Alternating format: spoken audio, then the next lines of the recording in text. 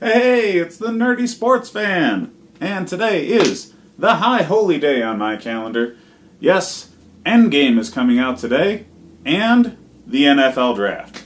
Yeah, I've changed my underwear twice. Anyways, we're getting into the draft. This is my final mock, my actual mock, not the one I'm depending on a computer simulation for the other teams of. I'll be pointing out where I think teams can possibly trade up or down, but I'll largely be picking where the teams are because trying to gauge trades is kind of insanity. Anyways, let's get right into it. So with the first overall pick, the Cardinals have been smokescreening everybody for months. They're not going with Kyler Murray because that's dumb, and they're going to pick Nick Bosa. He fits extremely well. They need defensive line talent. Him opposite Chandler Jones would be fantastic. And Rosen getting another year of NFL experience and a coach that knows what offense is all they need for him to progress. They'll be fine. Trust me. Number 2, we're going with Quinnen Williams. The 49ers were preparing all week for all the different Kyler Murray possibilities. They might trade down here. Actually, it's highly likely, especially if Kyler Murray does not, because he won't, go to the Cardinals. However, if they stay put, I have them taking Williams over Josh Allen. They just picked up D Ford, and defensive talent in general on the front line means a lot, but yeah, Williams right next to DeForest Buckner is going to be a fantastic defensive front for years to come there. Now, number 3, I have the Jets going with edge rusher Josh Allen. This is another team that can potentially trade down. I don't think any of the teams in the top 3 want to be there because they all already have their quarterbacks, and they've really wanted the Kyler Murray phenomenon going on in the past few months to press teams into trading up. So any one of these teams is a potential trade down, assuming Kyler Murray doesn't go with the top few picks in front of them and nobody else trades out. But if the Jets stay put, Josh Allen is a perfect fit for that team. And number 4, Raiders. If nobody else has traded for him by this point, Kyler Murray is going to the Raiders. Okay? The Raiders have John Gruden, and he's never been able to handpick his own quarterback. Okay, he's been with 2 different franchises. He has a lot of regrets wrapped up in not being able to mold his own QB. And, he's not going to let that happen again. I don't care what the other needs on the team are. I don't care that they traded Khalil Mack away and they need to replace an edge rusher. You very rarely see teams trade one position and draft that exact same position. It only typically happens with like free agency type decisions. But they will address edge rush later rounds because they can in this draft. Kyler Murray goes number 4. Number 5, Buccaneers.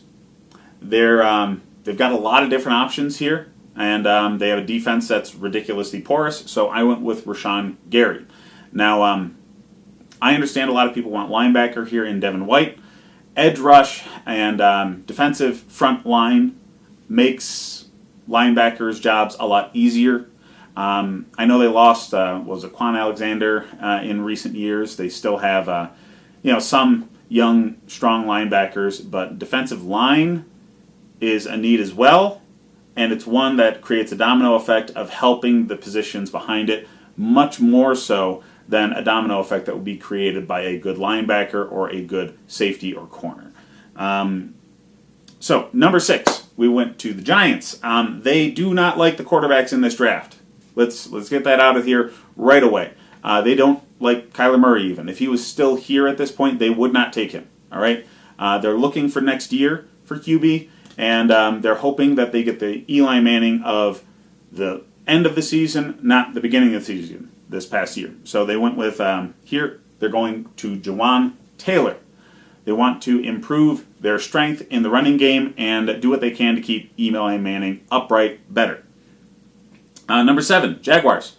TJ Hawkinson. Tight end is a QB's best friend. They just invested a lot of money into Nick Foles, And they've tried to address tight end multiple times in the past, and it's not been the most successful thing. Mercedes Lewis got his best years there, and they tried to get Julius Thomas to step in and do well. That didn't work out.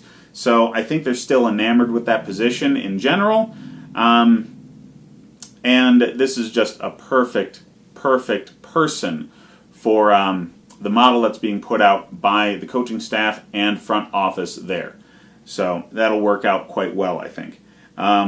Lions, I have going with Montez Sweat. Now, the bearded blunder that is their head coach needs defense to be better.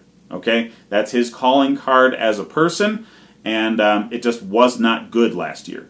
So they have a lot of young talent on offense, and if they improve the defensive front with Montez Sweat, that'll be a big boost for the franchise.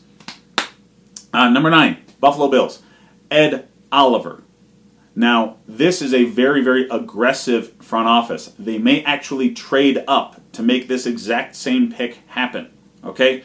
Ed Oliver is a force. And I don't care what people say about him being undersized or anything like that. He's not Aaron Donald, sure, whatever. He's his own man, but he is nasty. And people were talking about him being the number 1 overall pick just last year during the college season. And he's not worse, okay? He's fantastic. And like I said, the Bills may actually trade up in order to make this happen, but Ed Oliver goes to Buffalo. Number 10, we've got the Broncos. And I went with Devin White. This is a no-brainer move for them. Linebacker is very weak right there, considering Brandon Marshall left town. They've got a good defensive front. They could probably be stronger up the middle, but a lot of that's because of linebacker as well. So Devin White on a defense that already has Bradley Chubb and Von Miller, that's going to be nasty. Now, number 11, Devin Bush. Anybody who watched the Bengals game last year realized that the linebacking core was a travesty. Now, they have offensive talent. They need to fix the defense. Linebacker was the absolute worst position on that defense, so that's what they need to go with first. Devin Bush being here is a perfect need and value symbiosis there. So you don't draft for need, but when your needs match the talent level that's at that position, it's a no-brainer. So, at number 12, the Packers went with Jonah Williams. I think that they realize they need to protect Aaron Rodgers better. He played all last season with a broken leg, okay? So getting a better offensive tackle to keep him upright and protect their investment in that man is a no-brainer. I think he fits the scheme extremely well. I think you can move Brian Bulaga to another place on the line and extend his career by making it so he doesn't have to go up against the best speed rushers in the game every down. So, number 13, the Dolphins. I went with DK Metcalf. Yes, you need a quarterback. Absolutely.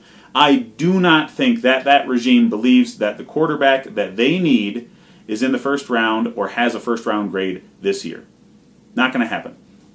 Later rounds, they may target Will Grier or Daniel